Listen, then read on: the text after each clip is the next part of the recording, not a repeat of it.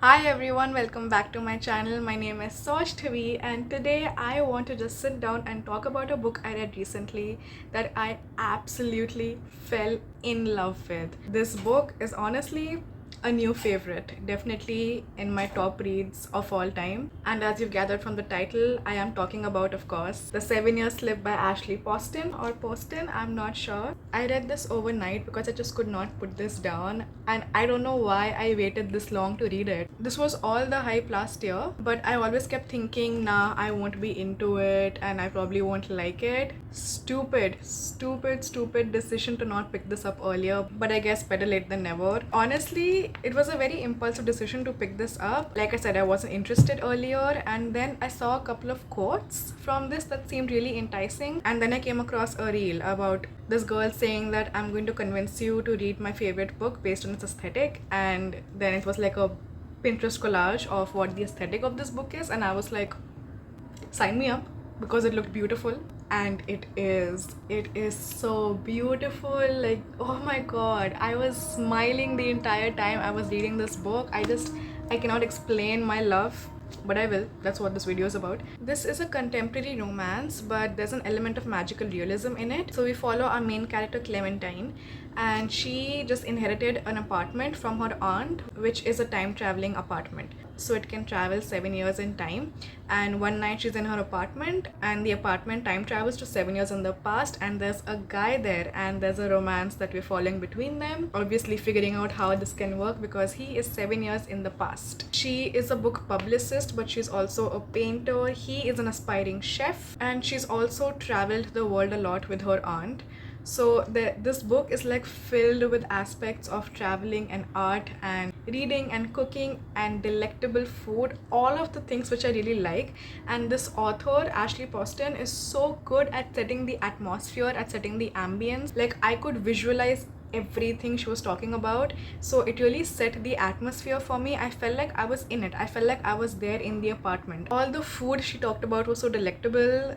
The paintings, the way she describes her painting, her artist mind, and like the way she visualizes color and associates color to different things was so beautiful to read about. The writing is so good, it's mesmerizing. The romance was so cute. Like, honestly, oh my god, they have my heart. The romance was beautiful. Their individual storylines were amazingly done. Like, I tapped so much, and throughout the book all I could keep mentioning was about how vivid this book is. It's very vivid, it's very bright. It honestly feels like magic. Every once in a while you come across a book and it starts making you feel like, oh my god, this book is magic, and you start to remember again why reading is such a joy. Like, half my mind says I want a movie out of this book, but the other half says the movie will never be able to do justice to this book. When a book makes you thankful for reading once again, you know it's good. A very vibrant book, very infectious energy that the book has, and the way she sets the atmosphere every time, the way she provides the setting is very similar to Emily Henry. The way she sets the setting, at least in Happy Place. I've only read 2 books by her, but the way Emily Henry like really puts you in the atmosphere of the characters and the place that they are in Happy Place, very similar to that. My final note in the book that I wrote said, pure bliss and joy and comfort. This book was everything I needed and more.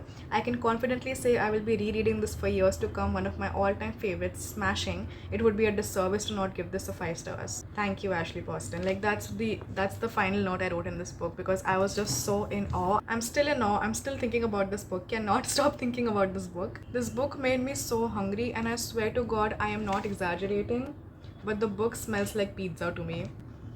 I don't know what it is.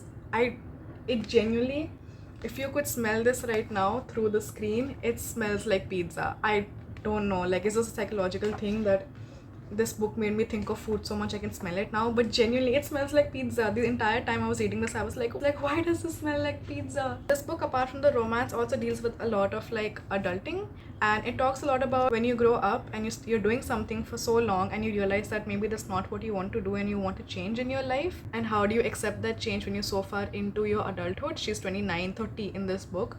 It also touches on grief a little bit, but not in any heavy way. In a very light and airy manner, it touches on grief and missing a loved one. This book is truly just beautiful. I don't think I have enough adjectives to talk about and describe how great this book is. There's a quote in this book that says, "I loved how a book, a story, a set of words in a sentence organized in the exact right order made you miss places you've never visited and people you've never met." This is on page 21 of the book, and this entire book did exactly that. We also talk a lot about her aunt in this book. She had a beautiful relationship with her aunt. She was very close to her. I honestly felt a sort of kinship with the aunt in this book, aside from the fact that she's traveled the entire world, which I also hopefully one day will get to do. Just so many aspects about the aunt, about her perspective in life, about the things that she does, the way she is, her personality was so relatable to me, and it just felt like sometimes you visualize the kind of person you want to be in the future, and this aunt is a very big percentage of the kind of person I want to be in the future, and also the kind of person I think a lot of people see me as right now. So I found myself relating to her quite a bit, and it was really nice to see. It was a beautiful additional thing to get in this book that I was not expecting. I do want to know though what the aunt's job was, because man, she had money. I think the author is also really good at creating these mundane moments look so beautiful, and it just makes you want to like sit back and take in the little things about your life and appreciate them a lot more. Just little joys of being with people and doing simple things with them can mean so much, and she highlights that fact so beautifully throughout this book. The side characters are lovely to meet. Our main characters, of course, Clementine and Evan, so cute. Oh my god, their romance had me gushing. They were just so good, and they fall in love pretty quickly, and usually I don't vibe with that, but the way she played it out was so well done, which is why I really think the way you write a story matters so much. Their story was just so enticing. They were so cute. I was rooting for them from the very first second. Their personalities just gelled well with each other. The humor in this book is so sweet. The way they are with each other is so sweet and simple and realistic and grounded. I don't have a single bad thing to say about this book. I think it covers a lot of great things really well. Even though it's termed as a romance, I feel like it gives you so much more. There's so many quotes that I would love to read you guys, but there's just a lot, and a lot of them are very contextual. So I think I'm just gonna post the quotes on my Instagram. All the quotes that I admire in books, I love posting on my Instagram. If you want to see some snippets of the book before you make a decision to read this book, you can go to my Instagram and see the quotes there. But yeah, just very grateful that I got to read this book. I think I need to give out chances a lot more to books before I outright reject them, because a book that a year ago I was like, I will not be interested in, I will not pick it up, turned out to be my favorite this year. I can't wait to read the other books from this author. So hopefully I get the chance to get to The Dead Romantics also really soon, because this stole my heart. If you haven't read this, and even if you think you're not into romances, I would still highly encourage you to pick this up, because this book is beautiful. It gives you way more than what you come in for.